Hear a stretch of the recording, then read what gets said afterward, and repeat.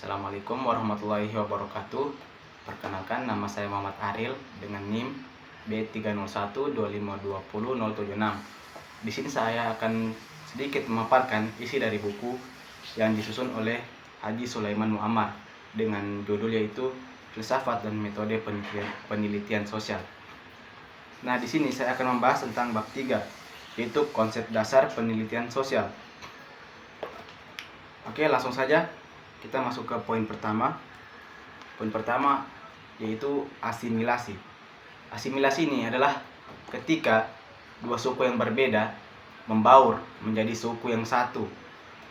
Kemudian nilai-nilai dari suku-suku tadi itu perlahan akan menghilang dan akan membentuk suku yang baru. Nah, kemudian ada birokrasi. Birokrasi ini adalah suatu organisasi formal yang berlandasan atau berpatokan langsung pada aturan. Kemudian ada devisasi. Devisasi ini ialah penyimpangan. Nah, kenapa sampai ada penyimpangan? Mungkin karena ada beberapa individu atau kelompok yang merasa tujuannya ini dihalangi oleh suatu aturan.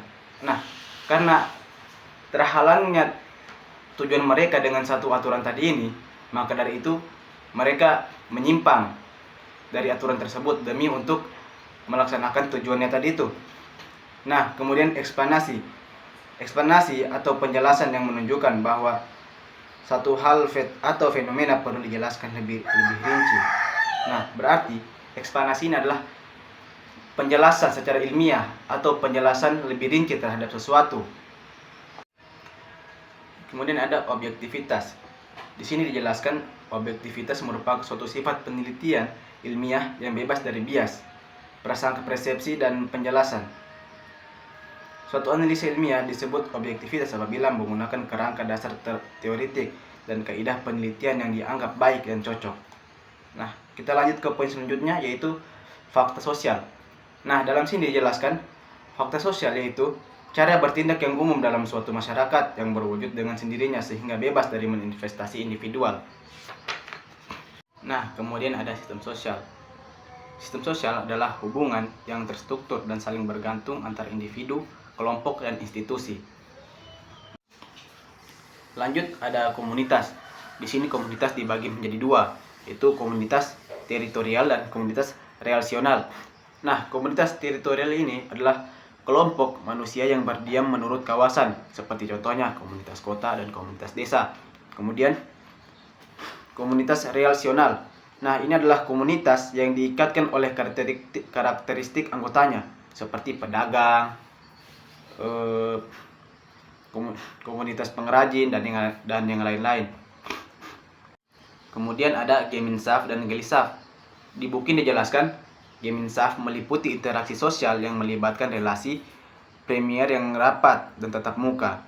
Nah, sementara Gemeinschaft adalah masyarakat yang mempunyai relasi sosial berdasarkan ikatan kekeluargaan dan persahabatan yang rapat dan akrab. Nah, lanjut kemudian ada struktur sosial.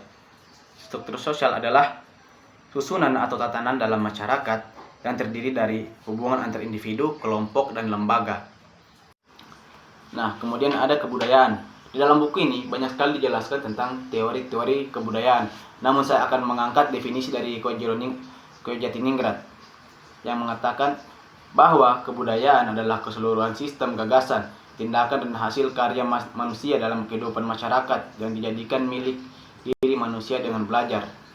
Nah, kemudian dikatakan dalam kamus istilah antropologi disebutkan bahwa kebudayaan atau kultur adalah keseluruhan pengetahuan manusia sebagai makhluk sosial yang digunakan untuk memahami lingkungan serta pengalaman dan menjadikan pedoman tingkah lakunya. Lalu ada holisme dan holistik. Di sini dijelaskan bahwa konsep holisme dan holistik menganggap bahwa masyarakat adalah suatu sistem yang terbentuk dari beberapa bagian yang lain yang saling berkaitan. Nah, jadi bisa kita simpulkan bahwa masyarakat adalah kumpulan dari sistem yang tidak bisa saling dipisahkan. Nah, lanjut kita masuk ke konsensus. Konsensus adalah persetujuan atau kesepakatan yang kita dapat bersama. Nah, dari mana sih kita bisa dapat konsensus? Nah, kita bisa dapat konsensus dari beberapa musyawarah atau rapat. Nah, dari hasil musyawarah dan rapat itu kita bisa mendapatkan yang namanya konsensus, hasil keputusan bersama. Nah, lalu ada lagi yang namanya kelas sosial. Nah, di sini akan saya jelaskan secara singkat apa itu kelas sosial. Nah, kelas sosial itu adalah pengelompokan individu dalam masyarakat yang memiliki karakteristik sosial dan ekonomi yang sama, seperti tingkat, pendapatan, pendidikan, pekerjaan, dan kekayaan. Nah, kemudian ada lagi yang namanya masalah sosial. Di sini dijelaskan konsep masalah sosial berkaitan dengan norma dan institusi sosial. Artinya, sesuatu yang dianggap sebagai masalah sosial karena menyangkut hubungan manusia dan nilai-nilai dan merupakan gangguan terhadap tujuan kehidupan manusia. Nah, bisa kita simpulkan jika sesuatu itu berhubungan dengan manusia dan mengganggu nilai-nilai kehidupan dalam manusia, itu bisa disebut dengan masalah sosial. Kemudian masuk ke konsep masyarakat majemuk. Nah, di sini dijelaskan masyarakat majemuk adalah masyarakat yang terdiri dari berbagai ragam kelompok yang memiliki kebudayaan sendiri-sendiri. Adapun cirinya yaitu pertama, memiliki kehidupan sendiri-sendiri. Kedua, interaksi antara kelompok sangat kurang sekali. Tiga, adanya dominasi kolonialisme. Dan keempat, lemahnya dalam hal common sense. Common sense ini adalah bagaimana cara kita berakal dan berlogika untuk mengambil suatu keputusan. Lalu ada mobilitas sosial. Nah, mobilitas sosial ini secara sederhananya yaitu adalah suatu individu atau suatu kelompok yang beranjak dari satu lapisan sosial ke satu lapisan sosial lainnya. Nah, jadi satu individu atau kelompok ini beranjak dari satu lapisan sosial ke lapisan sosial lainnya. Nah, itu dia yang disebutkan dengan mobilitas sosial. Nah, kemudian ada yang namanya nilai-nilai. Lalu di sini dijelaskan apa itu nilai dan nilai-nilai. Nah, nilai atau nilai-nilai merupakan suatu konsep, yaitu pembentukan mentalita yang dirumuskan dari tingkah laku manusia sehingga menjadi sejumlah anggapan yang hakiki. Nah, ketika kita beranggapan sesuatu, ketika melihat orang, kita mengobservasinya, kemudian kita beranggapan tentang sesuatu itu, maka itu adalah suatu nilai dari hasil observasinya kita.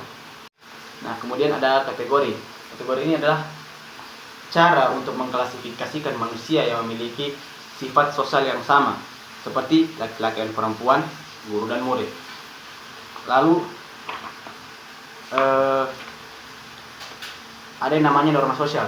Nah, norma sosial ini adalah bagaimana cara kita berperilaku dalam suatu masyarakat, yang mana perilaku kita sudah ditentukan dalam suatu masyarakat tersebut. Nah, lalu ada yang namanya peran sosial.